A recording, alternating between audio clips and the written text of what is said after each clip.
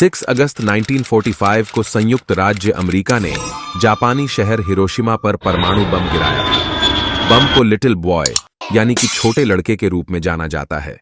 Hiroshima विस्फोट के 3 दिन बाद संयुक्त राज्य अमेरिका ने जापानी शहर नागासाकी पर दूसरा परमाणु बम गिराया था, जिसका कोड नेम फैट मैन यानी कि मोटा आदमी रखा गया था।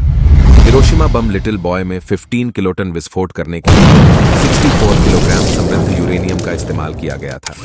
इसकी तुलना अगर नागासाकी बम फैट मैन से करें तो फैट मैन में 21 किलोटन का विस्फोट पैदा करने के लिए केवल 6.4 किलोग्राम प्लूटोनियम का इस्तेमाल किया गया था, जिसका मतलब है फैट मैन लिटिल बॉय की तुलना में ज्यादा एफिशिएंट है।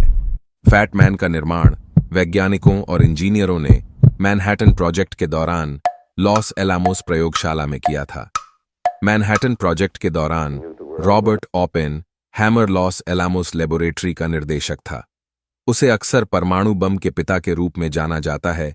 बेखम डेस डिस्ट्रॉयर फॉल्स बम की लंबाई 128 इंच की थी और इसका डायमीटर 60 इंच का था और इसका वजन लगभग 4.5 टन का था। इसकी साइज का अंदाजा लगाने के लिए यहां पर एक आदमी को खड़ा किया गया है। आइए अब हम पैडमैन के अंदर के हिस्सों को करीब से देखते हैं। फैटमैन एक प्लूटोनियम स्फेयर द्वारा संचालित था, जो कि एक सॉकर बॉल के आकार जैसा होता है।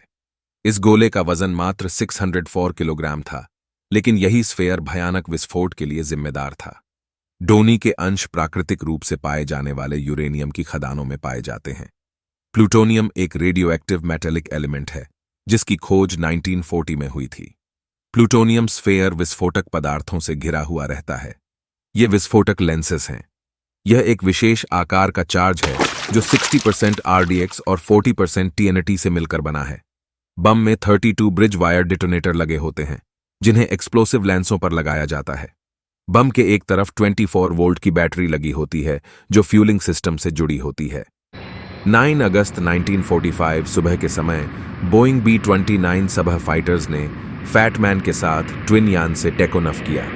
असल में पहले बॉम्ब गिराने का टारगेट जापान का कुकरा शहर था, पर जब 7 घंटे उड़ान भरने के बाद जहाज टारगेट शहर के ऊपर आया, तब घने बादल और धुएं के कारण बॉम्बर्स को कुरा शहर पर बम नहीं गिरा पाए और इसलिए उन्होंने अपना टारगेट बदलकर नागासाकी कर लिया। नागासाकी एक बंदरगाह शहर था जो वर्तमान शहर से लगभग 170 किलोमीटर की दूरी पर स्थित था। यह 200,063 हजार लोगों की आबादी वाला एक बड़ा शहर था। लगभग 17,000 फीट की ऊंचाई से फैटमैन को नागासाकी पर गिरा दिया गया। 47 सेकंड बाद फैटमैन लगभग 1600 फीट की ऊंचाई पर पहुंच गया। पंप पर लगे हुए आरजी एंटीना द्वारा सिग्नल छोड़े गए, जिससे विस्फोट की सही ऊंचाई का पता लगाया गया। रडार एल्टीमीटर का उपयोग करके अंतिम रूप से सही ऊंचाई कंफर्म की गई। एल्टीमीटर से ऊंचाई का पता लगते ही 32 विस्फोटक ब्रिज वायर डिटोनेटर एक साथ बिजली की चिंगारी छोड़ते हैं, जिसके कारण सभी विस्फोटक एक साथ फट जाते हैं। विस्फोट के कारण मेटल कवर की मोटी परत अंदर की तरफ शॉक वेव पैदा करने में मदद करती है। मीडियम डेंसिटी वाला एल्युमिनियम पुशर इस शॉक वेव को अपने द्वारा अंदर की तरफ ट्रांसफर कर देता है। इसके बाद शॉक वेव एक बोरोन से बने प्लास्टिक सेल से गुजरती है और अंदर की कंपोनेंट्स को कंप्रेस करती है। इसके बाद shock wave natural uranium tamper से पास होकर प्लूटोनियम स्फेयर को कंप्रेस करती है।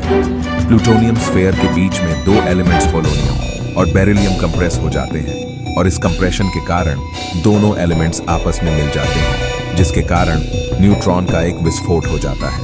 इसके लगभग 10 मिलीसेकंड बाद अचानक से बहुत ज्यादा मात्रा में एनर्जी रिलीज होती है और बम फट जाता है। बम को अगर जमीन पर फोड़ा जाता तो इसकी काफी एनर्जी धरती में चली जाती और इसका असर अपेक्षाकृत छोटे इलाके तक सीमित रह जाता। इसलिए फैटमैन को जमीन से लगभग 1600 फीट ऊपर हवा में फोड़ा गया, ताकि ज्यादा से ज्यादा इलाके को तबाह किया जा सके। इस बम धमाके में लगभग 40,000 लोग मारे गए और जहां पर बम विस्फोट हुआ था उसके 8 स्क्वायर किलोमीटर के भीतर लगभग हर इमारत नष्ट हो गई। बम फटने के स्थान के पास खड़े लोग तुरंत ही भाप बनने हो गए। क्षति मुख्यतः 3 कारणों से हुई। पहला विस्फोट, दूसरा आग और तीसरा रेडिएशन। परमाणु बम से होने वाला विस्फोट एक्सरे द्वारा गर्म की हुई हवा के कारण हुआ, जिसे फायरबॉल कहा जाता है। फायरबॉल एक बेहद गर्म और अत्यधिक चमकदार विशाल हवा और गैस का गोला था, जिसने शुरुआत में ध्वनि की गति से भी ज्यादा स्पीड से सभी दिशाओं में शॉक वेव पैदा कर दी। इस आग के तूफान ने लगभग 3.2 किलोमीटर के रेडियस को प्रभावित किया था। इस विस्फोट के परिणाम स्वरूप 3 तरह के रेडिएशन निकले थे: अल्फा, बीटा और गामा। अल्फा रेडिएशन ज्यादा नुकसान नहीं पहुंचाती है और हेलमेट और सुरक्षा कपड़े पहनकर इसके प्रभाव से बचा जा सकता है। बीटा पार्टिकल इससे ज्यादा खतरनाक होते हैं और त्वचा को छेद कर नुकसान जैसे कि त्वचा में जलन पहुंचाने में सक्षम होते हैं। सबसे ज्यादा खतरनाक जो रेडिएशन होता है वह है गामा रेडिएशन, क्योंकि इसकी भेदने की क्षमता काफी ज्यादा होती है और यह मानव शरीर को पूरी तरह से भेद सकती है, जिसके कारण लंबे समय तक रहने वाले रोग हो सकते हैं, जैसे कि कैंसर और हृदय रोग। बस इतना ही नहीं, गामा रेडिएशन जीन में बदलाव करके वंशानुगत दोष भी पैदा कर सकता है।